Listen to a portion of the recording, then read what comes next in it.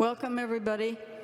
We're going to have an interesting session here on a lot of big picture issues, and I'm going to be kind of giving a quick overview of major challenges facing humanity and the planet in 5 different areas. By the way, are they taping in the back? Do they know we started? Because they said they would tape it, I think. Are the tech people back there aware we're starting? And are you taping? Yes, he's taping. Okay, great. I'm sorry, I just wanted to be sure. Okay, so this is a panel on big picture evolutionary futures, and I'm going to be looking at 5 key areas of change where we have different important challenges facing humanity and the planet in the areas of technology, the Earth, civilization, going to space, and consciousness. And then Okay. Tom. That's Linda Groff, by the way. She didn't introduce herself. And I'm Tom Lombardo. And after Linda's presentation on what she just explained, big picture thinking, I'm going to talk in particular about the purposeful future evolution of consciousness. So that should start about 4:35, and Linda's going to go for half an hour to begin with. So take it away, Linda, and I'm going to go sit out there. Oh, okay, I'm going to go over here. So is my slide thing, we need to get my slide presentation up on the screen. Oh, there it is. Great, okay. I have to be able to see the screen, so I think the best place for me to do that is right here. So, where's the clicker here? All right, so that's my topic on cutting-edge issues facing humanity and the world and the planet. Okay, so the world is, we're living in an age of accelerating change. There's no question about that. And I think that multiple areas of our life are experiencing big challenges that we need to go through if we want to move forward in a positive way. And I think one of the biggest questions to me, I was just on a panel before here on future of democracy, but a big issue is whether we can get humanity to come together to cooperate on some of these big issues that we need to if we're going to solve them, like climate change and so on. Okay, so I think a few goals of Future Studies field are to help people recontextualize how they view reality and look at it so they start to see opportunities in change that they didn't see before. And to help people, to be able to do that. And then, the part we talk about the future, and we can have all these visions of the future, but if you want to change, the change has to happen in the present. So if you just have talk about the future, that's not enough. Okay, so my presentation covers those 5 areas I mentioned that are going to be from my forthcoming book.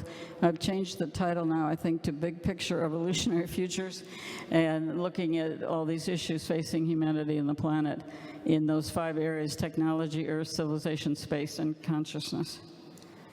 So,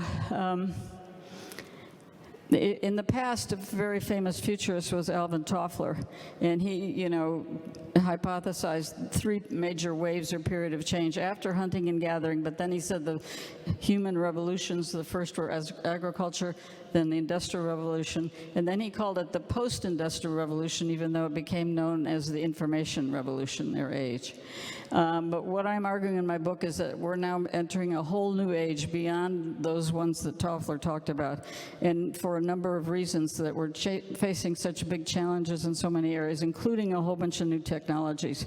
And so we have to figure out how to deal with all these changes happening today.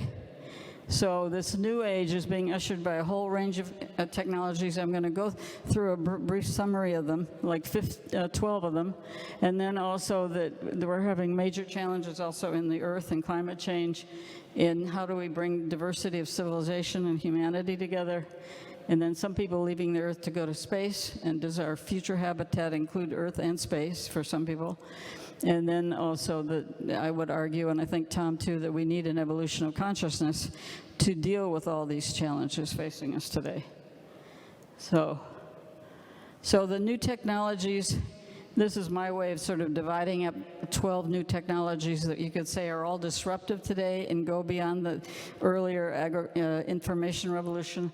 So the first area is looking at transhumanist arguments, and my friend Jose Cordero, I don't know if he's here now, but he's here at the conference. He and I have had ongoing dialogues about transhumanism, but I came up with like 3 versions of transhumanism, so they don't all totally have the same view. But the main thing of transhumanists is they want to try to live together, live forever, and merge the human with the machine. And so one version of that is Ray Kurzweil, who says he wants to map the human brain and then upload his consciousness into a computer chip to achieve immortality. I have a big question exactly what he's uploading and whether consciousness is just limited to the human brain, but I'll go into that more. The second version is the idea you want to keep your body, but augment it with different body parts as things wear out or if you have an accident. And then the third version is something that Tom's also dealt with, which is becoming, it was inspired by science fiction that maybe we all become cyborgs in the future, that we're human with other parts added to us to keep us going. So those are 3 different versions of transhumanism that look at all new technologies as an important part. Then other new technologies happening today are artificial intelligence and robotics. And so artificial intelligence, there's huge debates going on in the future about whether artificial intelligence will at some point become super intelligent and actually maybe wake up and become so-called sentient, meaning being self-aware, so that then it will become a challenge to humanity's future, because they'll look at us and say, well, we're more intelligent than you humans are. And, so one answer to that, which is a pretty maybe radical thing, but Elon Musk is one of various people warning about artificial intelligence, so we have to be careful where it's going. He has a company he's had, I don't know how many, several years at least or more, called Neuralinks. And his answer to how we preserve humanity is we all have some kind of a brain implant that connects us to the artificial intelligence, and so that we become part of it, it becomes part of us, and therefore they won't view us as inferior. Now, that's a quite radical thing. But, he's genuinely, I think, trying to figure out how does humanity survive if we get computers that become super intelligent. But there is a big question whether computers have wisdom. They may have tons of knowledge and they can process it very quickly, but are they going to have wisdom, which is something. One of the big issues I raise about technology is, what is it about being a human being that we don't want to lose when we move to this mad dash towards all these new technologies? Because I think there's some things about being human that also maybe the machine doesn't have that we don't want to lose. So, okay, so then, and robotics, the big issue with robotics is that it's when you automate production, are you going to have enough jobs for people in the future? And already we have right-wing movements in different countries, including, I talked earlier about the US. So it's a big issue. If you can't have enough jobs for people, I think is a socially untenable thing. Some people are talking today, at least in the US, about creating new jobs to do climate change and infrastructure repair, and all of that could create a lot of new jobs if you have the funding for it. But if you don't do that, then people talk about UBI, or universal basic income, as necessary, where you would give everyone some basic income so that people can survive, and hopefully they could use their time to develop new skills and creativity. Another version of new technologies are all these biotech technologies, including genetic engineering of different kinds, including cloning, where you replicate yourself. But the big one is CRISPR-Cas9 gene editing, and other forms, I believe, beyond that now, where you can go into the genome and change at the DNA level of the cell. And then, if that would be helpful for people who have some genetic disease or something they were born with. But it also leads to the possibility of designer babies in the future that raises, and designer families even, where people who would have access to that technology, it raises big ethical questions to deal with that issue. And then there is something else called, I don't know if you've heard of gene push technology. This is a technology where you could actually go in and like if mosquitoes create malaria, you could create mosquitoes that can't, they can't pass on their genes or whatever. I think they become neutralized somehow, but they still, what you do is then you eliminate a whole species. And then that also raises, even if it's a mosquito, it raises ethical questions about humans, deciding to get rid of another species. And nanotechnologies, very small scale, nanoscale technology, and that's already happening a lot. But another version of that we don't have yet is Eric Drexler. And he said maybe his vision in the future was molecular manufacturing, where we could go into any the thing about his is very revolutionary, is that you could go into this atomic structure of something or the molecular structure and change it, and therefore you could redesign anything in scarcity on the planet, and then you would be able to technically eliminate scarcity, which raises all kinds of other issues, like whether people would be responsible and not overconsume and not hurt the environment because of that. But we don't quite have that version yet, but it was raised in future studies some years ago, and people talked about it, that it would have a huge impact if it became available. And then synthetic biology is another area where we can produce like artificial skin, various other things. And so all of this is happening in the biotech area, as well as now new vaccines and so on to deal with things like pandemics. And then, okay. So other new technology, additional infotech technologies today are the future of the internet, where people are looking at the Internet of Things or the Internet of Everything, various names. And the idea there is you would have sensors everywhere on your body, but everywhere also in your environment, so that everything would be instantly interconnected, and it would also be invisible, but it would be omnipresent, And so there's a lot of developments already happening in that. Then, do I have the right thing here? Yeah. Okay, and then virtual and augmented reality, people were already talking about that. Virtual reality, creating any alternative reality that you could then play around with or exist in, create an avatar, go around in it, and then that raises huge questions of what is identity today, but also what is reality today, once you have all these alternative realities that are real to you if you experience them. But what is real? That's a big question. And then 3D, 4D printing is another thing happening, which started out as a prototyping thing, but has moved more into manufacturing, where you could also have small-scale, localized production with 3D equipment. And 4D, I think, means also moving after it's created, but where you could kind of produce inexpensively anything with more and more different materials. So it would be also another way to have economic impacts from, in robotics and nanotech and 3D, 4D printing all have big economic implications, I think, for our future. Okay. And then the last couple areas of technology, which I'll talk about separately, but we need green technologies are a very important issue today. Renewable energy, get rid of fossil fuels, move to renewable energy, self-driving cars, and carpooling, so that not everyone has to have their own car. But let's say in a city, you could have, cars that people could just sign up for and use, and then also electric cars, obviously, that won't pollute as much with CO2. And so we have to support, obviously, climate agreements, the UN Sustainable Development Goals, and so on.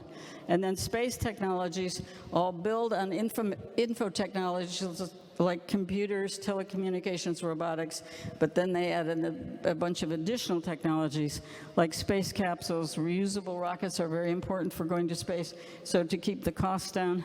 And then rovers, once you get on another planet, or moon or whatever, and then future habitats to build for humanity.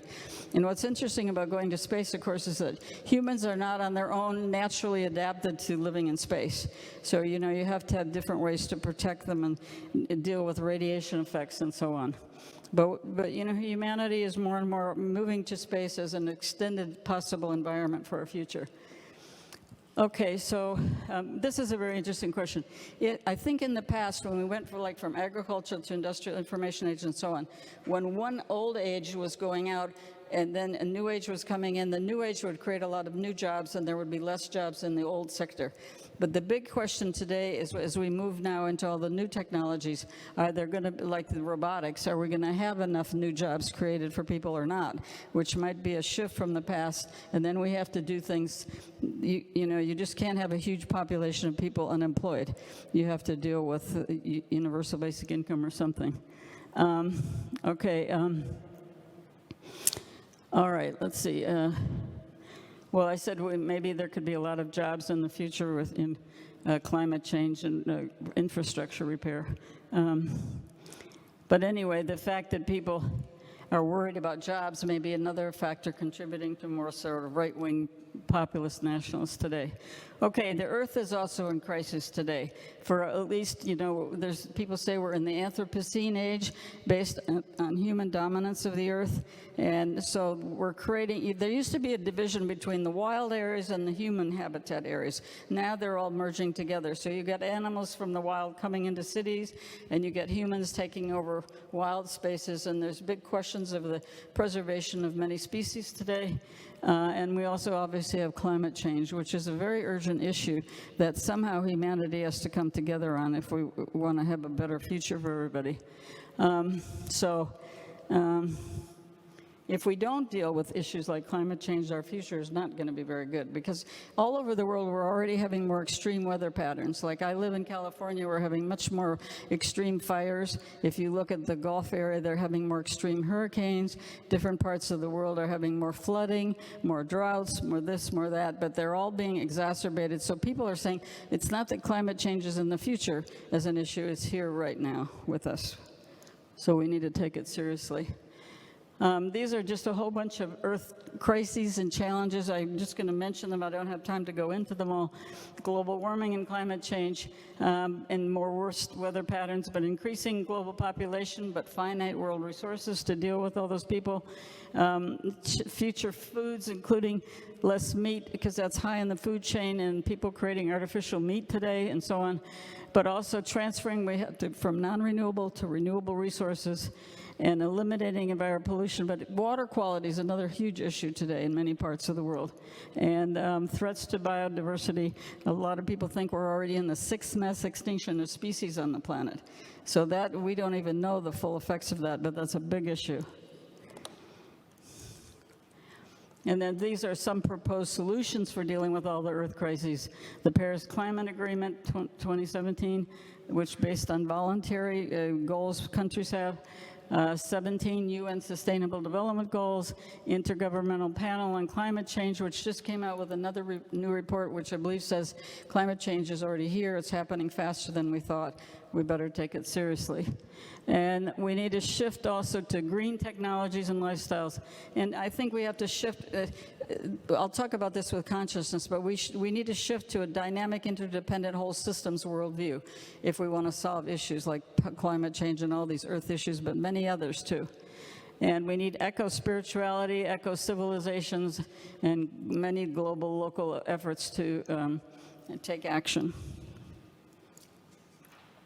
Okay, another area to look at is civilizations today. So civilizations are all interacting with it. Civilizations are like groups of cultures that have things in common. Okay, but civilizations today, we're all interacting with each other more and more. But one of the issues that I talked about earlier is we still have within a lot of Western countries, these, and not just West, but other countries too, sort of right-wing populist nationalist movements, which are fragmenting societies and making it more difficult to come together to cooperate on these issues that we really need to deal with very quickly. So in the year 2000, we talked about global interdependence a lot, and there are a lot of global declarations that people from different countries have come together on common values that they support. But the problem is now we have, we've gotten more fragmented, and we've gone from globalization, to sort of anti-globalization and more nationalism, and I think we're also facing a certain number of what you call existential issues today that really require global cooperation, and those are ones that could, challenge our future existence, which are nuclear weapons, global warming, pandemics, and we also have cybersecurity, cyber hacking, but also democracy and whether we can reform it so it will survive in a stronger state. Okay. So as I mentioned, we have a danger today of right-wing kind of nationalist populist movements in many countries that are trying to not expand democracy, but limit it more to just the dominant group in a given country. But there are many tools to create more understanding in the world. I've got a background in intercultural communication tools. There's also a lot of interfaith dialogue happening. There's a lot of things where people are trying to, peace studies, conflict resolution, negotiation. There's a lot of tools out there to help people learn how to understand different groups better. So we just have to keep spreading that knowledge and applying it. So, but we have to, if you want a peaceful society, you have to be more inclusive of all groups in a society. And then, I don't know, how many of you are familiar with spiral dynamics? None, but you might want to look into this. Spiral dynamics is a whole idea that there's like 7 different underlying value systems, and then they added an 8th one that people live as their major mentality and worldview, and that may be one problem of why we have conflict in the world, is that people are coming together from different underlying value systems, and their reality framework is different, so then they come and they interact, and they're not coming from the same place. So there's a whole thing on that was started by Claire Graves, a psychologist, and then there's a book called Spiral Dynamics you can get that goes into all these, and then it was combined with work of Ken Wilber and consciousness stuff, and so various people have tried to look at that, but the main idea is you can go through a lot of different worldviews, which each may think that theirs is the worldview. But if you finally get to the integral way, that you see they're all part of a whole continuum, and that you can draw upon different levels of values and so on for different purposes to try to get a big picture. That it's not one has all the answers. Okay, another area to look at is space exploration, industrialization, and habit settlement. And so what's happening there is that humans are moving beyond just Earth as a home to an extended Earth space environment. And in the process of that, we have to figure out how to adapt ourselves as a human species, because we don't naturally exist in space without bodily protections and so on. And so there's different negative and positive reasons to go to space. The negative reasons are that if we destroy the Earth or blow it up for, nuclear weapons or climate change or whatever, that then at least some humans will be out in space and continue the human species. And Stephen Hawking and some other people argued that. But there are other people who say we need to go to space because it's like the final frontier, and that the humans naturally have a curiosity to explore the unknown and push back boundaries and so on. So that's the more positive reason to go to space. And then, so many countries have space programs today, and we need to also cooperate so we don't just weaponize space. That's a whole other thing. So here's the big question that I find very interesting. Are we alone in the universe, or is the universe populated with life? Okay? And it used to be in the US, if you talked about this, you were sort of a crazy person.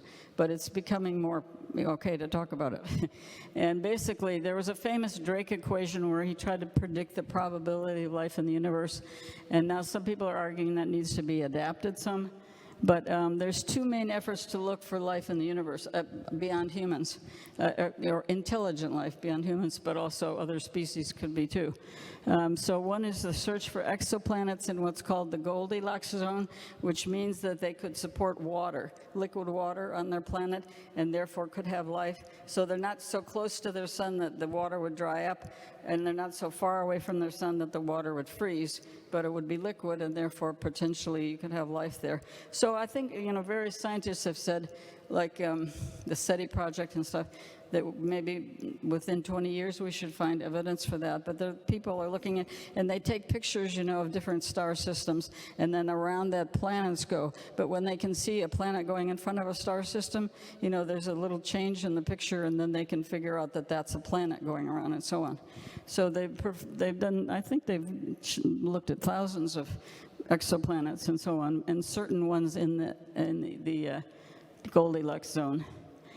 But other people are also claiming that extraterrestrial intelligent life has been visiting Earth for many centuries. And of course, that argument is much more controversial. But even lately, I'll show you here, the U.S. Navy, which has denied all this stuff for a long time, they have begun showing pictures of spacecraft that we can see in film that are doing maneuvers that our technology is not capable of doing, and so that means either it's some foreign power that has more advanced technology doing it, or it is aliens. But there's no conclusion stated what it is. But those pictures are out there, and other countries have been more forward about sharing. The Minister of Defense of Canada said that definite alien species are here. Mitchell, who was an astronaut for the U.S., said before, other alien species are here. So, if we have to deal with diversity issues and negotiation across cultures, we may have to develop a whole new level of doing that, right, if there are other extraterrestrial species here. Okay, then science fiction is science fiction and intuition of things to come, probably, because it's preparing us for going out in space and encountering different diversity of species. Okay, this is a very interesting hypothesis, which is that people have hypotheses that if there is life in the universe beyond us on Earth, then people have hypothesized that there could be life popping up at different times in different places, right? And every civilization, if it gets to the point where it becomes a so-called technological civilization, meaning it can begin to leave its home planet and explore its own solar system and so on, that at that point, if they haven't dealt with their mindset and any aggressive tendencies, they could use their advanced technology and weaponry to attack other members of their own species and never get out into space, to become a spacefaring civilization. Yeah, okay, that's fine. So that's, I think, exactly where Earth is today, which is interesting, because we're becoming a spacefaring civilization too. The last area I want to talk about is needed evolution of consciousness to deal with all this change. So the first thing is Western civilization tends to traditionally look at things more that everything is separate from each other based on Newton. So we have individual identity. We see ourselves as separate from, the Earth and all these other things. But we really need to start seeing that we're interdependent as well. And that's a problem, is Newtonian physics. Okay, then the next area, what is consciousness and what are its origins? And Tom's going to talk more about that. But in Western psychology, you have Freud, Skinner, Maslow going from negative to neutral to more positive views of human nature. Then if you look at Eastern yoga traditions, you have different chakras or energy centers in the body, and you go through at least 7 of them, and each of them can relate to a different level of consciousness as people see it. And then if you look at indigenous traditions on the planet, they also see the Earth as sacred and that everything has life and spirit in it. So, those are different versions of spirituality. And in the West, I looked at more evolution of views of human nature in Western psychology, which have evolved. But non-Western civilizations traditionally are more open to spiritual perspectives, I would say. And some people in the West are as well. But Western science has tended sometimes to focus more on just the physical material world. So anyway, there's different debates on consciousness. Does consciousness enter the body at birth and leave at death? That's one view that comes more from world spiritual traditions. A totally different view is what a lot of scientists today, they're trying to map the human brain, and like Ray Kurzweil, a transhumanist, wants to map his brain, and then when the singularity comes in 2045, he wants to upload his consciousness into a computer chip. But my issue is, what is he uploading? And is that really all of who he is as a human being, that consciousness? So those are big issues today that people debate. And then these are several areas where people are challenging just a total materialist worldview in the West, which would be extrasensory perception beyond the traditional 5 senses. Also, remote viewing. The U.S. military did a lot of training of people and studies on remote viewing, which only is possible if you accept that consciousness goes throughout the universe. If everything is separate, you can't do remote viewing. So that's very interesting. And then the Russians did, they had a book some time ago, Psychic Discoveries Behind the Iron Curtain, but they've also looked into this stuff. And near-death experiences are another thing where people experience dying, leaving their body, having some experience on the so-called other side, and then coming back. So those are all different versions of possible, trying to get Western science to expand its worldview a bit, to also not get rid of physical material world that we need to work very much on, but look at also how consciousness is important in that. Here's another issue. Are there different dimensions of reality? In our everyday physical plane, we talk about 4 dimensions of reality: height, width, and depth, and then time is 4 dimensions. But, like in strings theory, they say there are 11 dimensions. So if that's true, there may be all these other dimensions that are affecting us that we don't understand yet, but would, be with different consciousness related to different dimensions of reality. And then at the 5th area, about the ways we view the universe itself. Most of the time we look at the universe based on Einstein's E = mc squared. So the universe is made up of energy plus physical realities is concentrated energy, right? But a different worldview comes from quantum physics, where they find that the perception of the viewer affects whether you see something as a particle or a wave. So human perception becomes even more important. And so that implies that consciousness has a big role even in terms of how we perceive the universe. So that's another argument about looking at evolution of consciousness. David and many physicists don't look at that because it's outside their training in physics to look at consciousness. But David Bohm is one quite famous physicist who did get quite into consciousness and had dialogues later in his life with Krishnamurti, who was an Indian kind of mystic. So I'm coming to my conclusions, which are that we're in a period of massive accelerating change on the planet, and that there's change happening in almost every area of our life.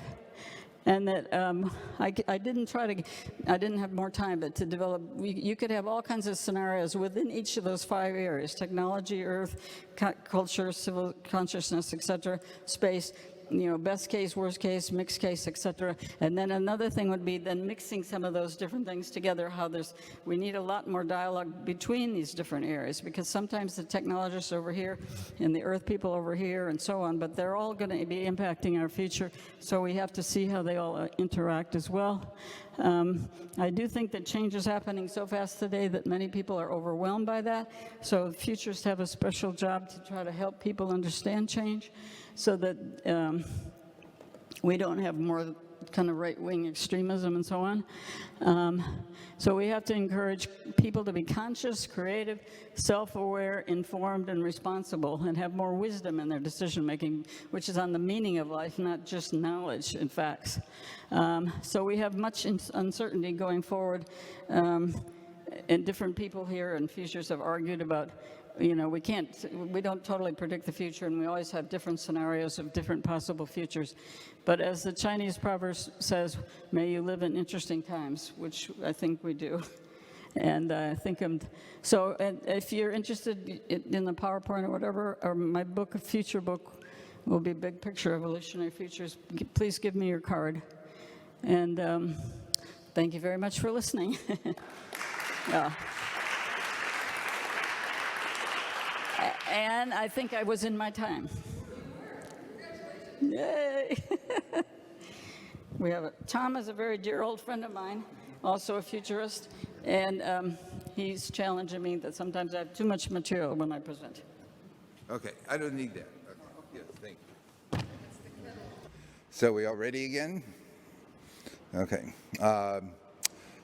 This is a presentation from the Center for Future Consciousness. And I'm Tom Lombardo, the director of the Center for Future Consciousness. We produce a monthly newsletter published through the center, and also we have a video school that right now has up on it a number of different webinars on science fiction, but is going to be expanded into other areas too. And the video school can be accessed through the website as well as the newsletter. At this point, I'm going to introduce myself because I'm sort of an unusual futurist. I'm a futurist that started off with a fascination in psychology and philosophy.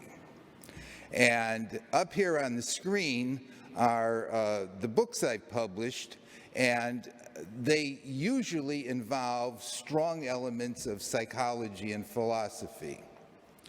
One topic I've been particularly interested in over the years, because of being a psychologist and philosopher, is consciousness. What is it? How do we understand it? And how does it connect together with everything else? And today, I forgot one slide here, which I mentioned. The mission of the Center for Future Consciousness is to facilitate the purposeful evolution of humanity through the heightening of future consciousness and wisdom and the inspirational, mythic, and cosmic power of science fiction.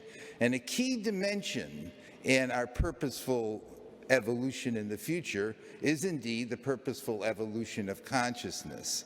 Now, as I said, given my background in psychology and philosophy, I come at the future from that perspective, and I had a long-term fascination with, in fact, the future of consciousness.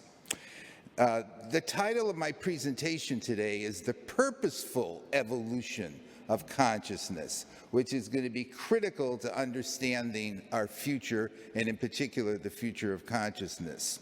And up here I have a quote from Julian Huxley, the biologist of the early 20th century.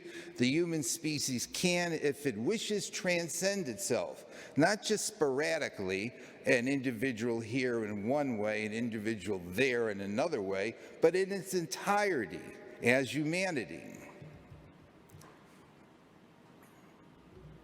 And just as a brief outline of what I'm going to be talking about in this presentation, why should we purposefully evolve our consciousness? And how does this connect with the fundamental reality that we are all in, which is an evolutionary universe? And what is consciousness, and why is it so important? And what would be the scope of evolving our consciousness? Because it turns out to be a very rich and broad arena of different aspects of humanity.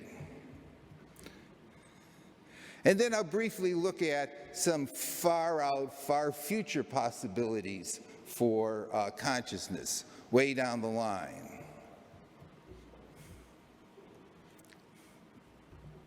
Now, a place to begin.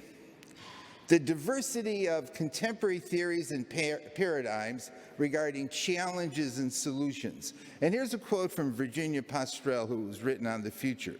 "The central question of our time is what to do about the future.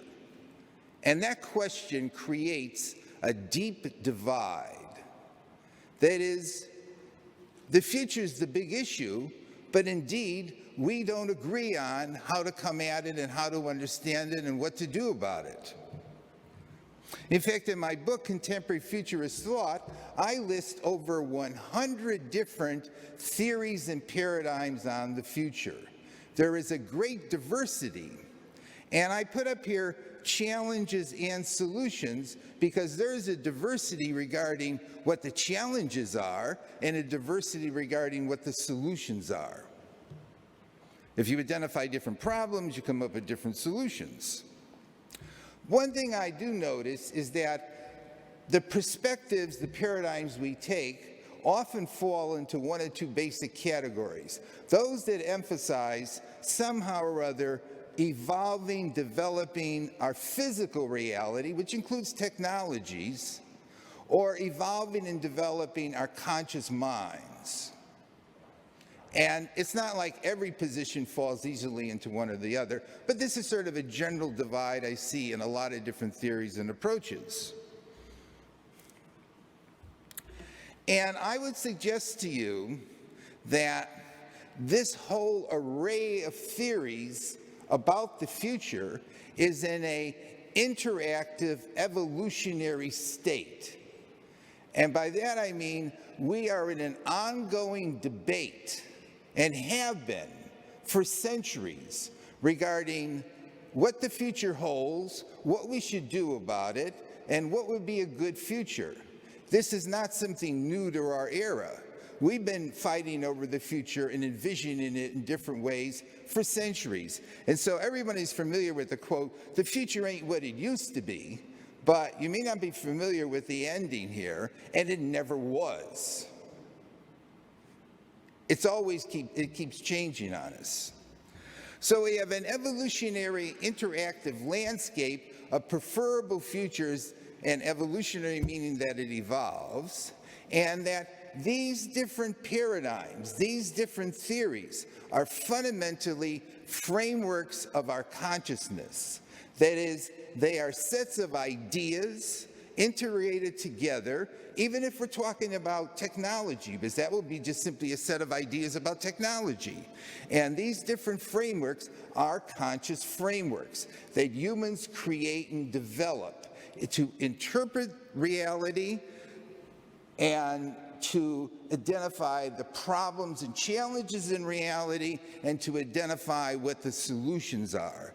So consciousness is pivotal to our whole human understanding of what the future is. And it's not in a state of stasis, it's actually been in a state of interactive disputational growth for millennia.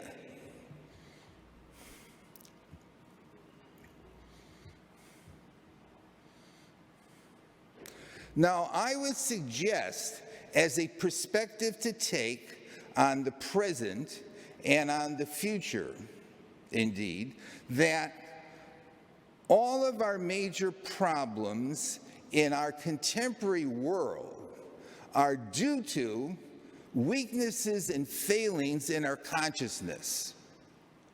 And I'm including all of the ones we think of as physical, like climate change. Now, I don't mean to say that climate change isn't real. What I'm saying is that we are experiencing and having to deal with climate change because of weaknesses and failings in our consciousness from before. And the solution to our problems in the world is to evolve our consciousness, meaning our understanding of reality, our way of conceptualizing ourselves, and all of our mental skills that go along with it.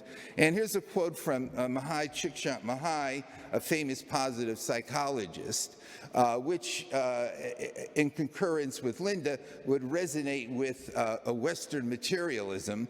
It is far easier for us to imagine ourselves living among better appliances than among better human beings. I mean, we're very good at inventing new refrigerators, for example, but how good are we with the development of our conscious minds? And I'm suggesting that that's the core, the essence of our problems, is that we as conscious minds are not that evolved, and we make messes for ourselves because of that. Now, there's two sides to this thesis. On one hand, we see a problem, let's try to fix it. But fixing a problem, curing an illness, is not the same thing as generating health. That is, health is not simply the absence of illness. Hence, when we think about a vision for the future, and if it's a vision of the evolution of consciousness, we don't want to just talk about how that evolution is going to fix our current problems. We want to talk about how that evolution is going to inspire us to something positive and different and uplifting. It's going to be a positive vision as opposed to just a remedial solution to what presently exists.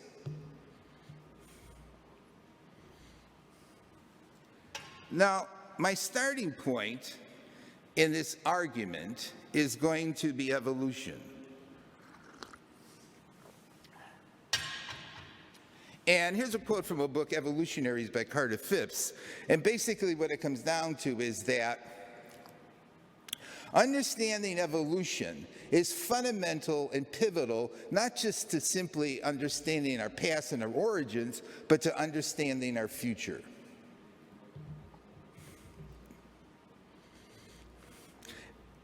And I'm going to go through this kind of step by step, but it's a critical point in the whole argument for the purposeful evolution of consciousness.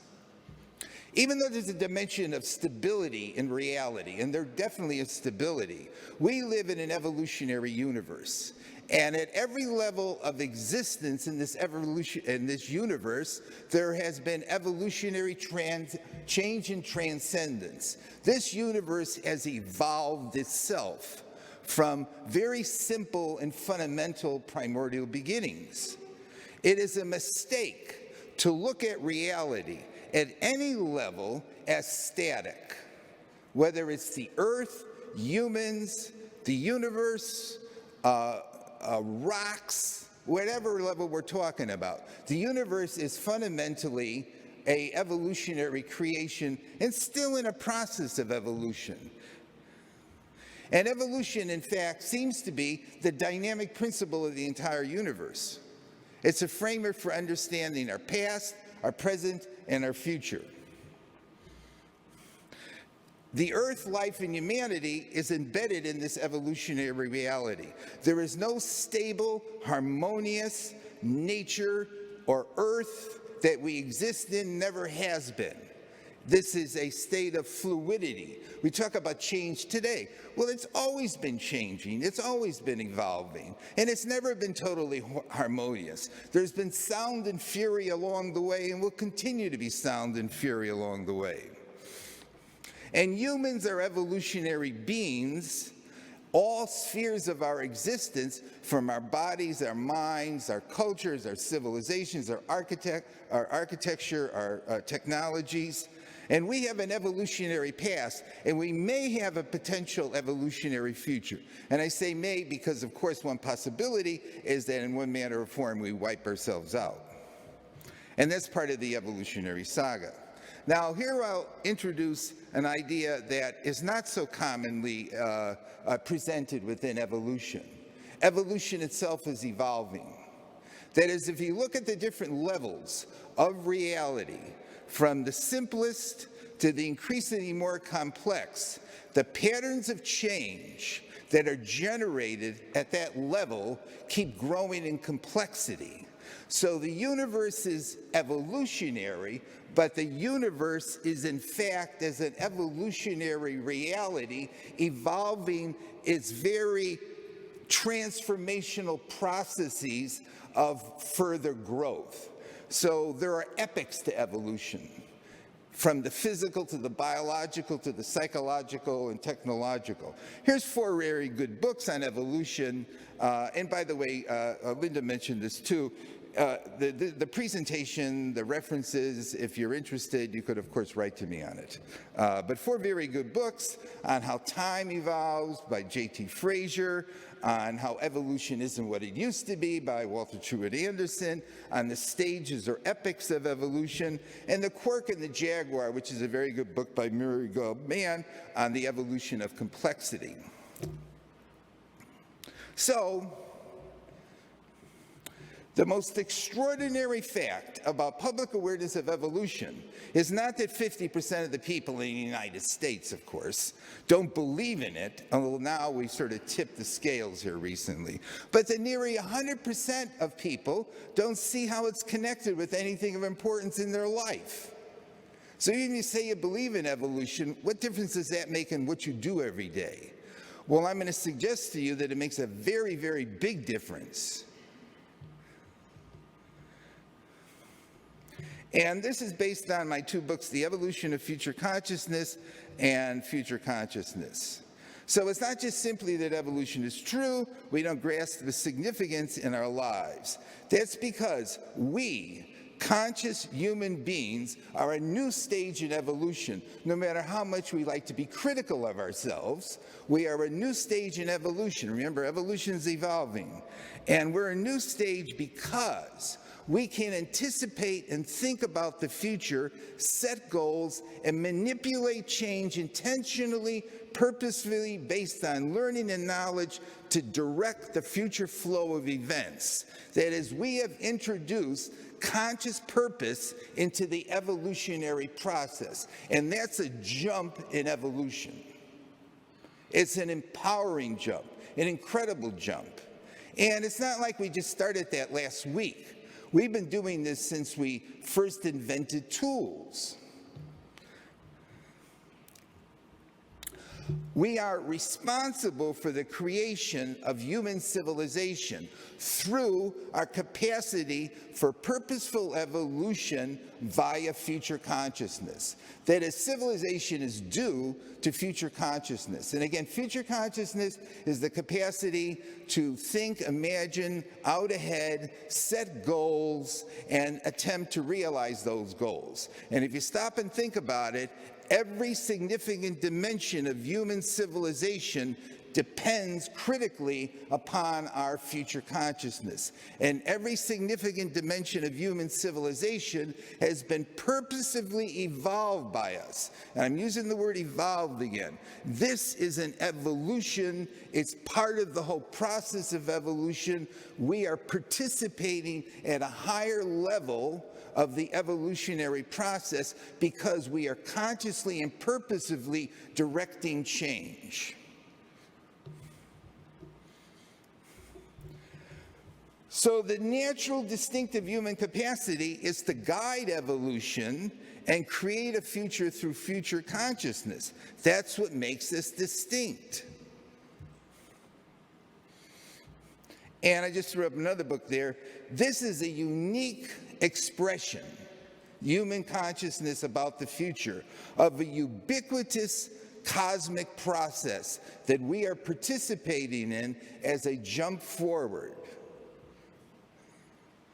And it's involving the capacity to develop our ability to evolve even better and faster and more efficiently.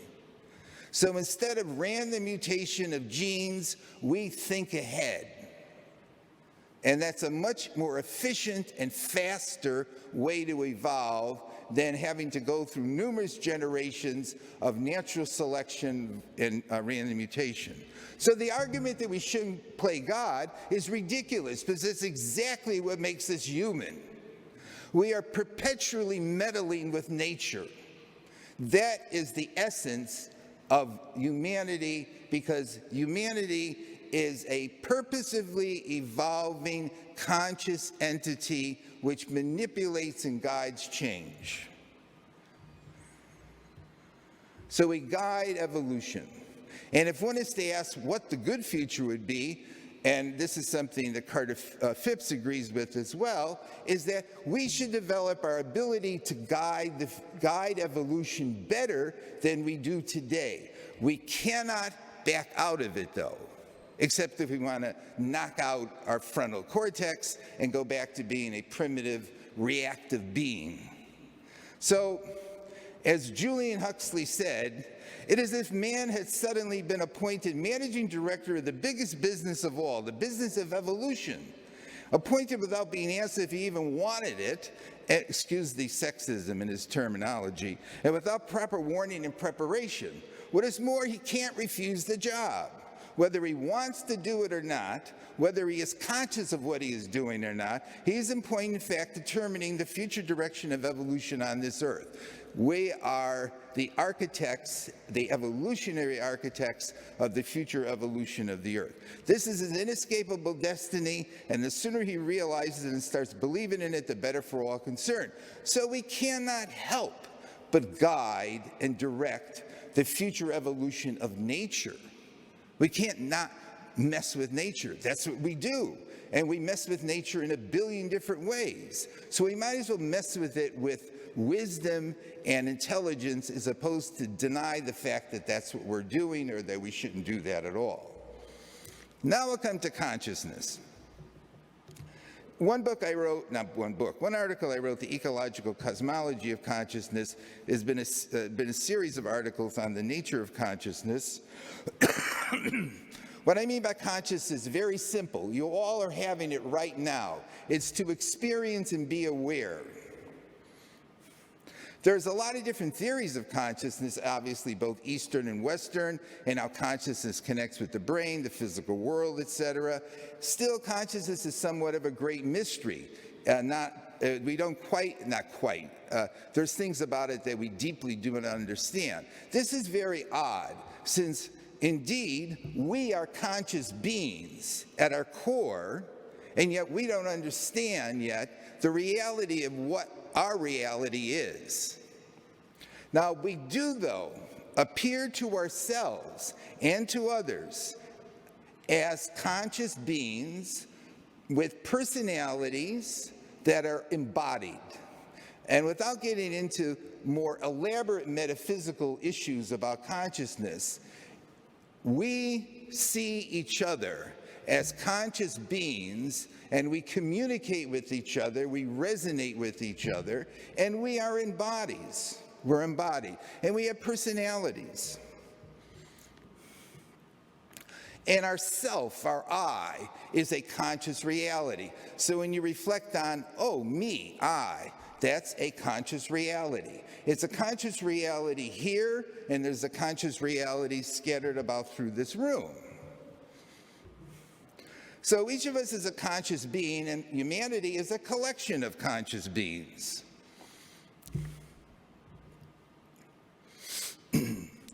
And we appear to be surrounded by, localized in a physical environment, like at this moment in time. And our contact, our epistemic contact, our knowledge of this physical environment comes through consciousness. Now, in this case, perceptual consciousness, hearing, touching, seeing, but our fundamental awareness, not awareness, that'll sound redundant. Our fundamental knowledge of the physical world is through our conscious minds, like at this moment in time. And by that, I'm also including our perceptual minds. And we're conscious of ourselves, self-consciousness, and we're consciousness about this environment. And without going into the details of this, we are critically conscious of the relationship between ourselves and that environment. Because if we weren't, we'd be falling over and stumbling everywhere. Okay? So our knowledge of the world, our knowledge of ourselves is manifested through consciousness. And it's framed always because we are localized bodies, conscious bodies in a physical world, in a localized, subjective, perspectival, conceptualized mode.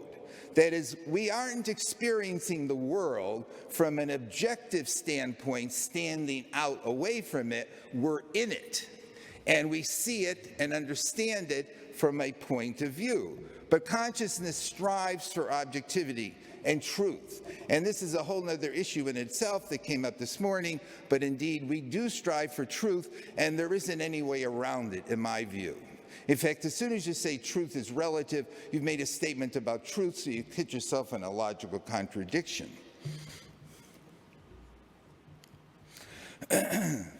Now, we are able in consciousness to transcend the here and now because we have memories, imagination, thinking, future consciousness. We create ideas. So we have this capacity not just simply to be aware of what's immediately present to our senses, but to be aware of distances in space and time. And consciousness is very holistic and integrative, and I will come to that because there's many facets to it. Among them, memory and thinking and emotion. And so what I'm saying, just to go back to this, our consciousness is what creates our theories of contemporary reality. It's what identifies what our problems are, what our solutions are, and it provides our visions. And our consciousness impacts the world through intention, through the ideas that we have put into action.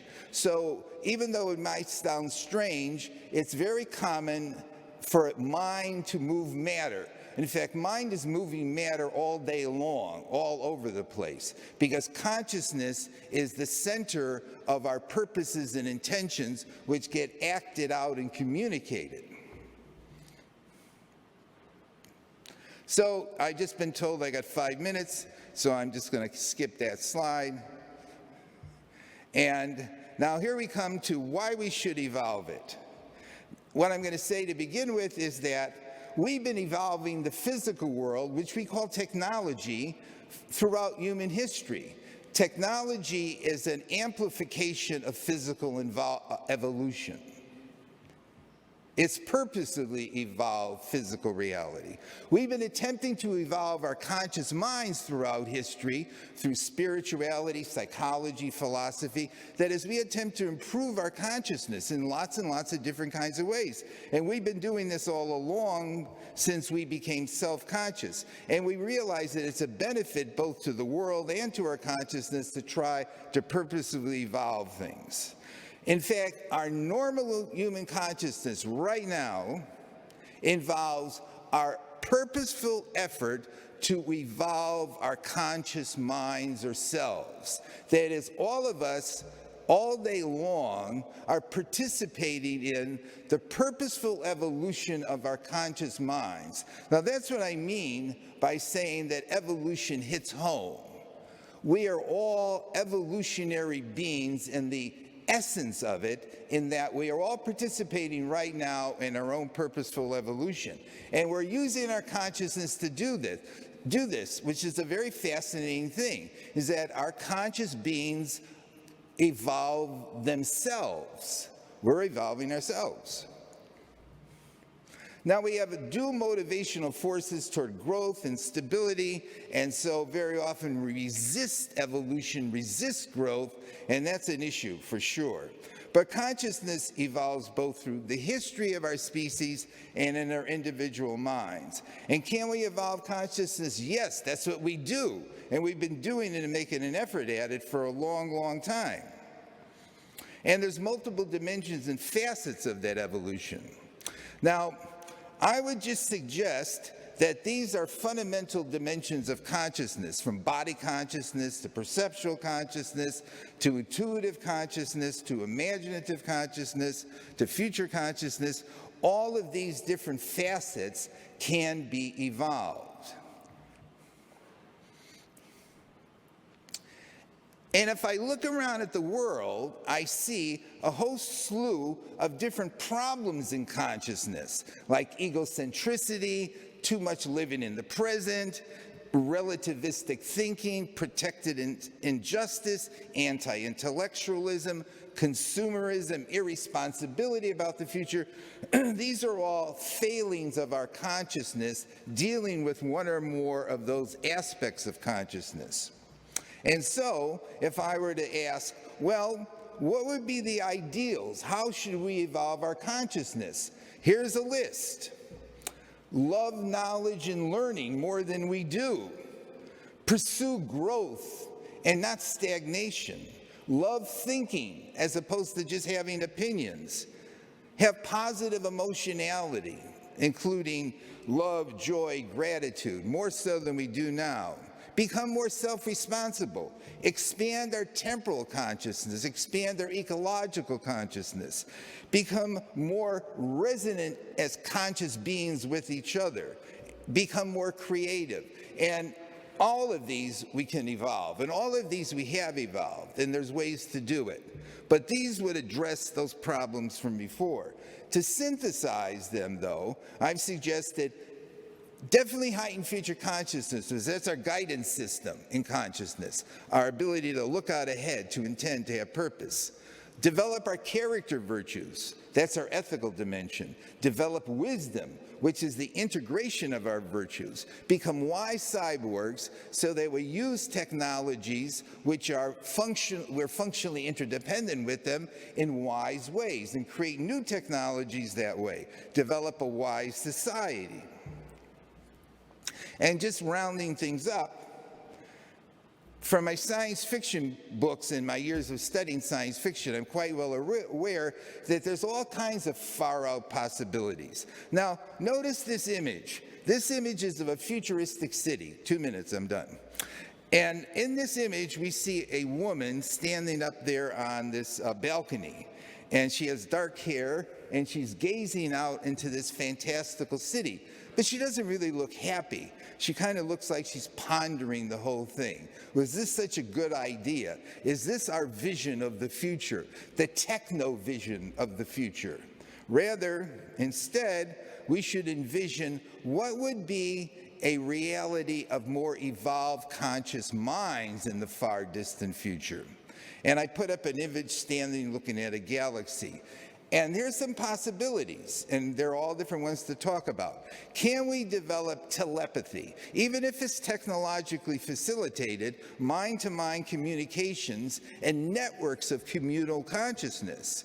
Can we redesign our bodies and brains such that, in fact, we amplify our consciousness along any of those dimensions I brought up there before? Can we evolve into multiple selves? A fascinating topic that's addressed in science fiction quite a bit. There could be multiple eyes of you. Can we collaborate and communicate with other forms of consciousness that we don't do right now, like animals or plants, much better, or aliens, of course, too? Can we directly create through consciousness? And I don't mean to make consciousness sound spooky, like it moves things around, but with the appropriate technological apparatus, like in Forbidden Planet, the Crow were able to create anything they could imagine. Can we have symbiotic conscious relations with machines? Can we become virtual conscious minds in virtual realities? And that becomes our primary reality. Can we develop planetary, solar, cosmic minds? So imagine that we can collectively integrate consciously on one planet and then multiple planets and then multiple solar systems into galactic level conscious minds. And that idea has been explored in science fiction. Can we develop trans-temporal consciousness and be able to move back and forth in time with our consciousness? That's been explored as well too. But to anchor it all to wisdom, because wisdom is a center point here. You know, if we have very powerful minds, they need to be wise minds. Because in fact, that's what's going to solve our problems, is amplified, evolved, purposefully evolved, wise consciousness in us. And I have up here Last and First Men by Olaf Stapleton, because he goes into every one of those in that book. Every one of the ones I listed, and that's only one science fiction book. So, right now I'm writing this out as a book. You just got the book outline. This is one of the next books I want to do, The Purposeful Evolution of Consciousness, and you could read the ongoing new essays on it in Future Consciousness Insights. And that's the end. So thank you.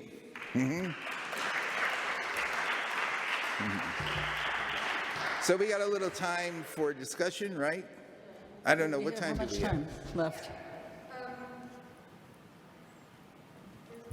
Why don't we both sit here, Tom? Yeah, I'm coming. I'll be. In here. What? We've got 16 minutes. Okay. So we want to have audience questions. I have a few comments, if I could I make a couple? Well, why don't we let people, I don't want to make any, I want to let, is it okay Well, with you, Linda? I just have if a you let couple- them ask comments, make comments? Just out of evolution of consciousness. I think my own view, because I'm also interested in spiritual traditions and becoming more conscious as a human being, self-aware, but I think people can start out being programmed by their culture and learning. So their behavior is based on what their society tells them they should do. And then there's a stage beyond that in human development where you can start to go on an inner journey, where you start to reflect on, you become the detached observer of your own behavior, and you start to come up with what parts of truth you can accept or not, and find your own inner truth. And that also keeps evolving. Okay, I'm going to comment on your comment. Okay. Okay, and the comment I'm going to make on her comment is it's clear that we all are impacted in lots of ways and creations of the cultures we're in. Definitely. But one of the fundamental character virtues I listed of consciousness is the evolution of our sense of self-responsibility. And I think that's what Linda was beginning to get at over there, in that we need to develop a form of consciousness which ascribes the responsibility for our present circumstances to us, more so than we do right now, because that makes us more empowered. And when I give the responsibility, even culture, it goes on to become an inner journey, not just an external. Well, I don't use the word inner, learning, but that's okay. Yeah, all right, okay. Tom and I agree on a lot of things, but not quite everything. No, of course you don't agree with everything, and neither did I agree with everything you said. We're good friends. Okay, all right, okay. All right, so, but I think we should let them ask Audience, questions. Okay. are there audience questions or comments? Yes. I can't really see very well, but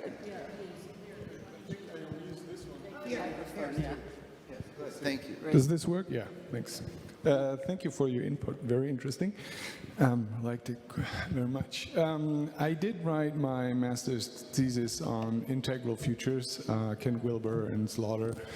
So I'm a little used to the consciousness debate. One big thing I have a problem with is the hierarchy in there. So integral consciousness, from a certain point of view, claims for itself to be the highest, like, how are these called?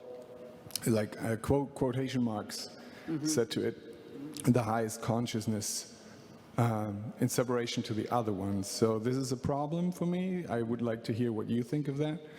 And then also, in the last part of the presentation, there was a lot of, like, how would you define this, or why would there have to be some sort of purposeful growth there? Why, like, what is the purposeful, and how would it be defined? Because it's in its core very humanistic, and from an evolutionary point of view, it doesn't have to be. Right. So those would be my questions. Okay. you want to, yeah, but you want to go first, or do you want me to?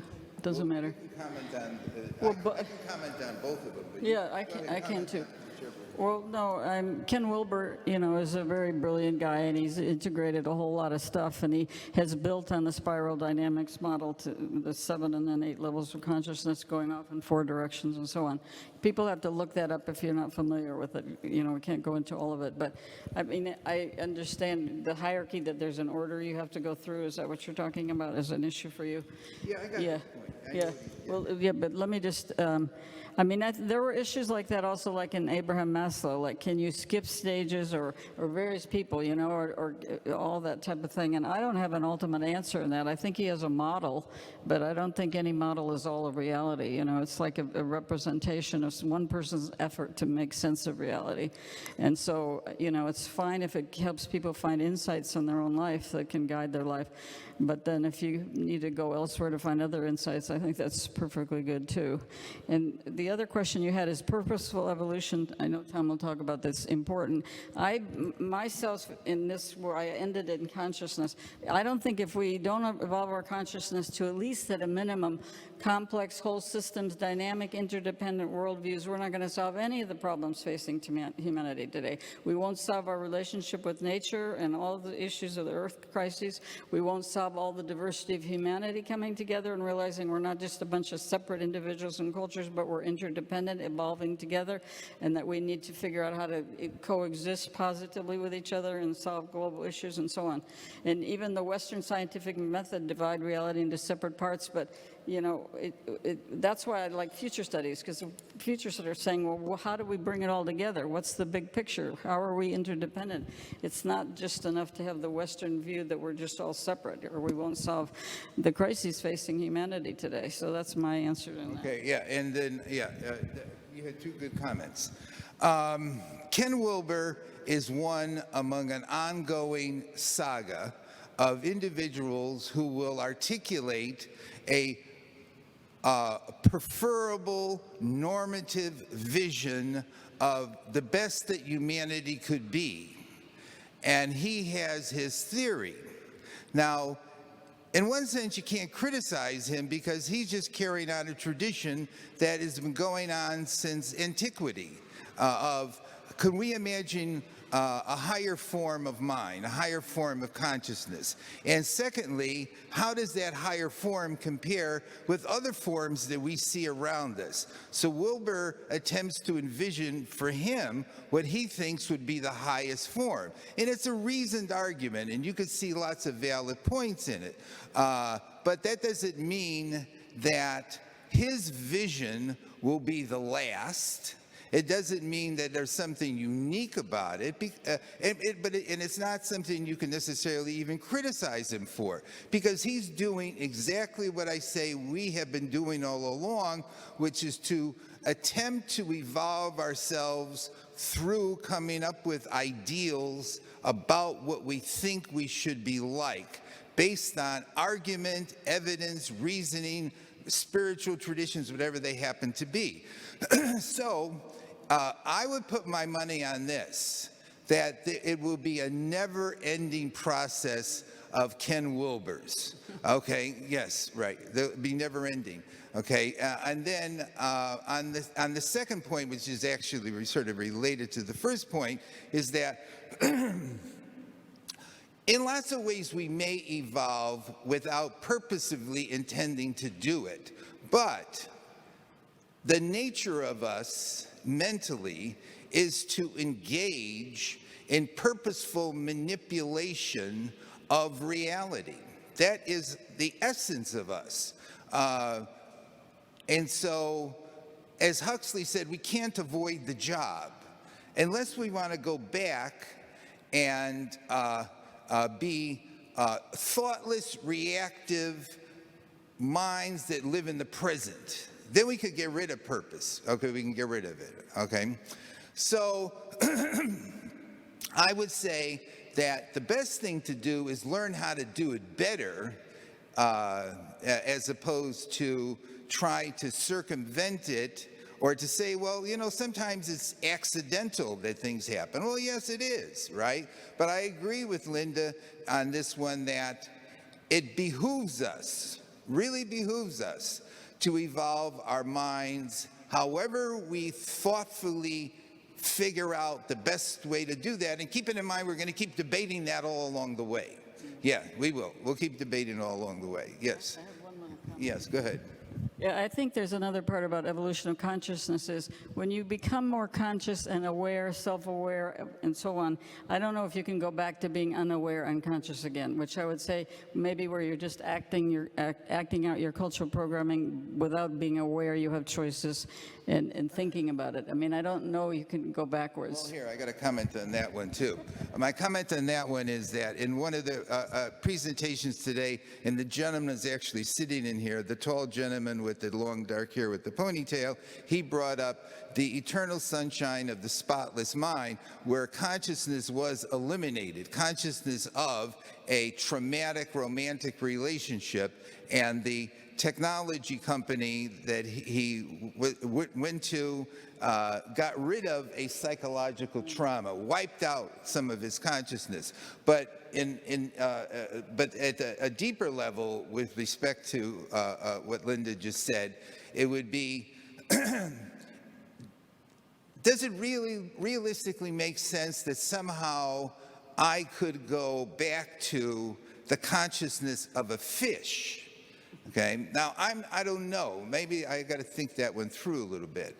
But I seem to think that that's kind of, well, maybe I could see ways you could mess around with it and do it. I mean, momentarily, we imagine that. What would it be like to be the bat, you know, and hear geography, or hear depth. Yes, what you want? I think as we evolve our consciousness, maybe we can have more interspecies communication and understanding, but that doesn't mean we go back to being a fish or whatever. It means that we evolve to incorporate that in our own understanding, but we still keep our own evolutional consciousness that we had, I would say.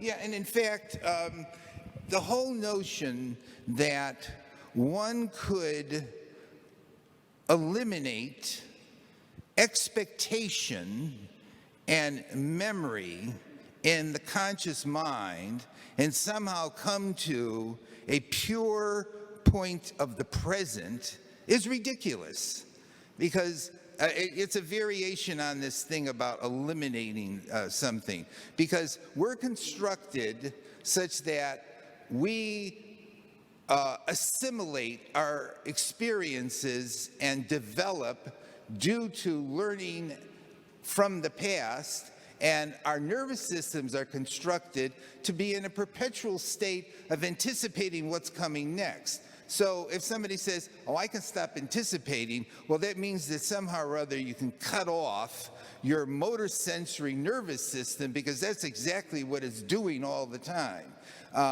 So it would, okay, something more primitive would be you'd have to have a more primitive, energetic pattern supporting it. Yeah, all right, you got another one. Okay, right. We want to get audience questions too. I'm sorry. But yeah, I think we need, but let me just say, even though that you have past consciousness, future consciousness, there's a great phrase about that. But you know, the only place where you can take action is in the present. But that's another, you know, you can have all kinds of visions of the future, but if you don't act on it, which you can only do in the present, it's not going to change. Okay, and I'm not, Audience questions. yeah, he's got a question. Who has the question? Yeah, Who has the question?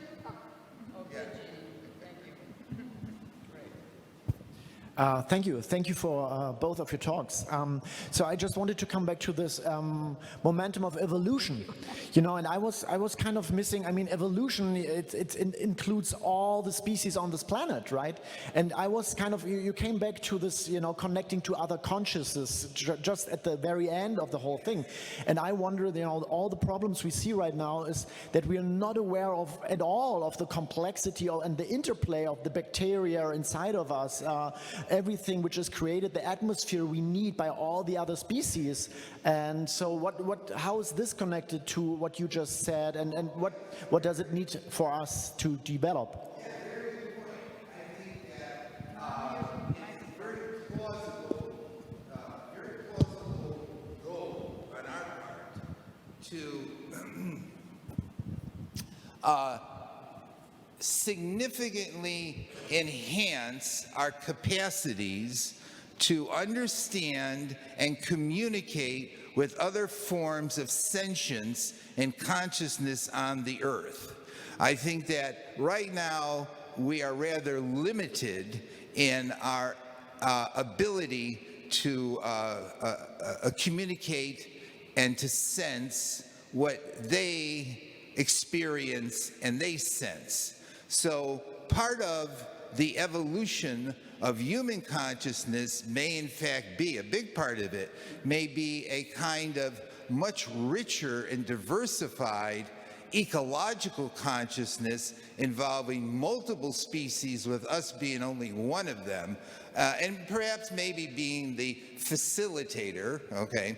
David Brin, a science fiction writer, in the Uplift novels, envisions that in the future we will be able to establish technological interfaces and also technological enhancement regarding dolphins, chimps, gorillas, and we become collaborative multi-species forms. Stephen Baxter, in his novel Evolution, which Jeannie is reading right now, and I won't say too much about it, but Baxter imagines that in the future, far distant future, we develop a symbiotic conscious resonance with trees. Okay, and some people may feel like they have some of that right now too. Yeah, but I didn't mean to sound egocentric that it's simply us. And I think that would vastly improve the quality of existence on the earth if we had that interconnectivity much more so than we do today. But again, that involves evolving our consciousness together with learning how to communicate better with other living creatures. Excuse me. Yes. Do we have other questions? Comments? Great. Hi, thank you. My Tom, question, come back up here. my question is pretty short, actually. So how do I come to this future consciousness right now, from the present to the future? What would humanity do right now? What's kind of the action plan? How do you come to it right now? What the question? Excellent and as difficult as they are rare. And so, in order to enhance one's... Oh. in order to enhance one's consciousness along any of the multiple dimensions of consciousness, either the far out ones or even the more fundamental mundane ones, there's multiple ways in which you can begin to practice and develop those dimensions of consciousness. So today, for example, people are asking that question with respect to virtues, character virtues. Well, all the character virtues can be grown and developed through various kinds of psychological exercises and practices. You can become more hopeful, you could become more cosmic in your perspectives on things, but it's hard work. I left out that slide from Gurdjieff, which I should have included, and Gurdjieff thought, the mind can train itself, and it does, and it requires effort, development. How do you develop a more self-responsible consciousness? Well, that requires work, and there's practices. Like when you notice yourself consciously attributing the cause of your pain to something else, reflect on it and think, I'm showing external locus of control, and I'm giving away my locus of control. When I realize I'm being egocentric, I need to ask, well, what other perspectives can I take on it? But these are all mental habits. So again, our conscious minds, because they're self-reflective and purposeful, are trainers and teachers of their selves.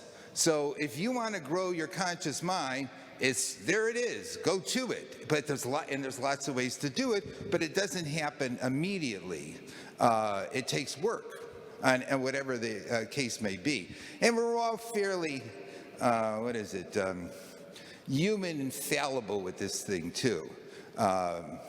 You may spend a lot of your life, just not you personally, but you in the impersonal sense, struggling with being a less depressive personality or less nihilistic, and other dimensions as well too. But we keep working on it, and we keep getting better. What's the H.G. Wells quote? Huh? What's the H.G. Wells quote? What's the H.G. Wells quote? Yeah, Go ahead. about being. I don't. Oh, that's right. Go ahead, Jeannie. I don't.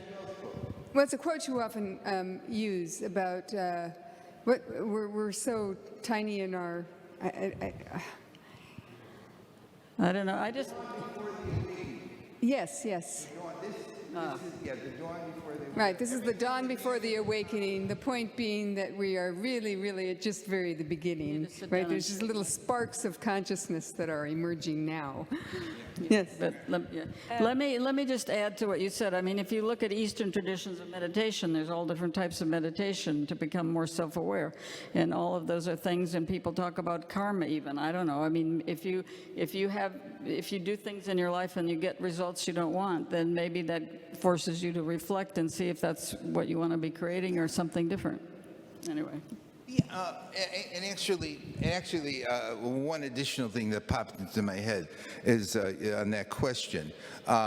Remember at the beginning of my talk, I said that we have a much easier time imagining better appliances. So how much time, mental energy, do we put into evolving our conscious selves as opposed to putting into evolving our technologies? And what I'm suggesting, I'm not anti-technological, no way on earth. But we should put more time into self-reflection, psychological education. We can actually educate people to become wiser. We can switch around our entire academic curriculum to focus on virtue development. These are things that people try to do. So you got to learn geography, history, and all of that, but have at its core one's mental development. Two Planets, a novel by Kurt Laswitz, great German science fiction writer, to honor since we're here in Germany. When he envisioned the Martians, the central educational goal and the culture of the Martians, different from H.G. Wells' Martians, was the Martians learning how to control their minds, That's what they learned when they were children. Self-control. I mean, I don't know, we don't teach anything like that here. Yeah. No, Yes. No, I just have a follow-up question. So every generation has to learn that anew. It's not because under evolution, you know, I understand that's then in your biology, but what you're saying, like working on your own consciousness, then everyone has to learn it anew when being a child or whenever. So how, you know, how would that pass to the next generation? That is my question. It gets passed to the next generation through culture. We don't have to learn everything new. If we did, we'd be out there in the jungle again, having to learn how to make an axe. We don't learn everything new. We inherit a history, a heritage. George Santayana said, you know, those who can't remember the past are doomed to repeat it, which is the condition of infants and barbarians.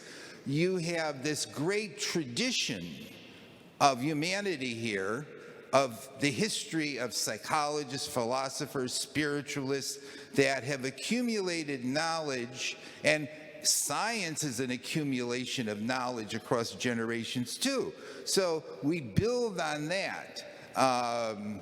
And so you're not starting out brand new in any absolute sense, but the responsibility is for you to learn that heritage and assimilate it and then to develop it further. Yeah.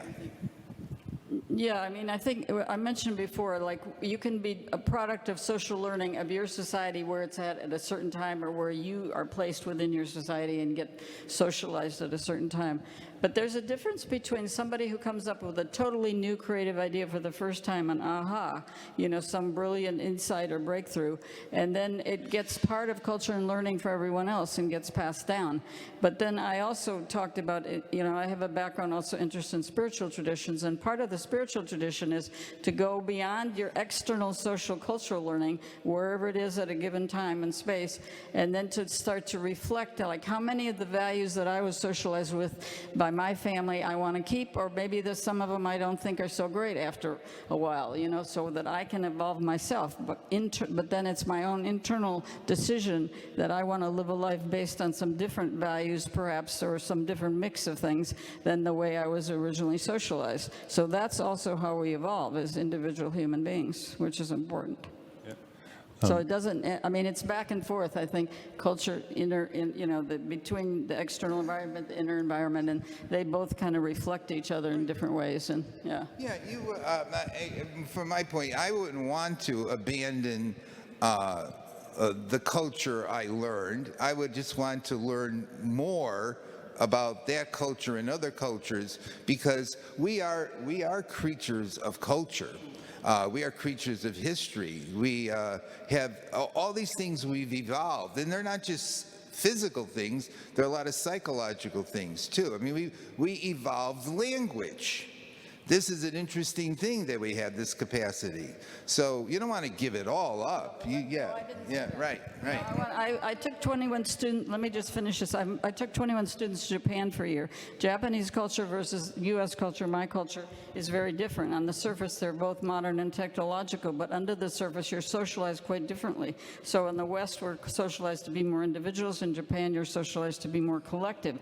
And think of the group first, and the nail that stands out is hammered down, meaning the individual. So it's a different socialization leading to a different kind of what is the most acceptable behavior. But for me, immersing myself in different cultures is a wonderful experience, because I can learn things from different cultures that are different programming of people than in my own, and then I come up with my own internal synthesis of what makes sense to me, which keeps evolving as well. But but you're not just limited to your culture. That's what I'm trying to say. I mean, it's great to say we're products of culture, and I don't think you ever get beyond your culture completely by any means. But you can certainly learn things from other cultures to add to your internal value system of who you are as a human being. And you can also, if you start an inner journey, you can listen to figure out what are you as an individual called to do in this world. How are you going to make a difference? And that's something you have to figure out within yourself. It's not something socially imposed on you. And so that's another level to get to. Yeah. Thank you very much for that. I think that the question that I had in mind was also following in this direction, because we were talking about virtues, we were talking about purposefully, which means that, well, there's a purpose in our action, which is guiding us somewhere. And I was wondering if in this idea of the developing or the evolutionary consciousness, where does ethics fit in there, or the morality? Basically asking by what ethics are we developing, by whom's ethics, by what, or isn't ethic in itself also an evolutionary process, thus meaning we always have to readapt to the new ethic that is shared in our culture, or is it my own ethic that I have to find through developing, I don't know, maybe... You have a whole bunch of things in there, but that's good. All right, first of all, ethics as a normative dimension of consciousness is itself in a process of evolution. And it's also something which is multicultural too, in that almost all cultures have ethics.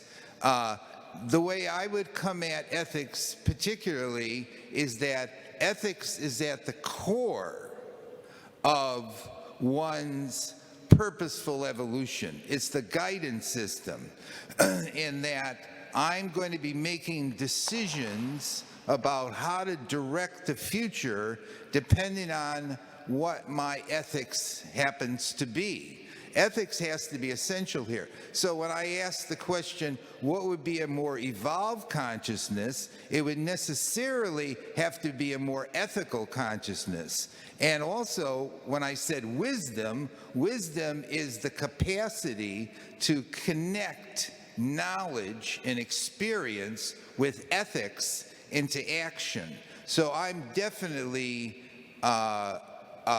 in resonance with you that ethics is a critical dimension of this, but we're responsible for it. You know, we have the old idea that ethics was given to us from our male sky gods, for example, authoritarian ethics. But we're the creators of our ethics, and we have to think it out. What's good? And maybe what we think is good changes over time, and we're responsible for that. That's part of our whole purposeful nature. Yeah. I mean, I think we have collective ethics of our culture and society, and we have individual ethics when you start an inner journey to reflect on who you really are, you know, and how do you fit with that. And there may be some aspects of your external ethics you agree with and want to support, and then some that you discover also that you want to add to that are important in your life. So, but it's definitely evolving. It's not static.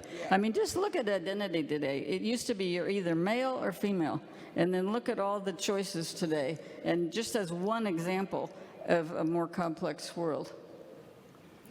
Okay, we're about 14 minutes. Huh? We're 13 minutes over, but if you want to continue, I mean, Tom Maybe and we Linda should- will both stay here all night if you want. Thank you.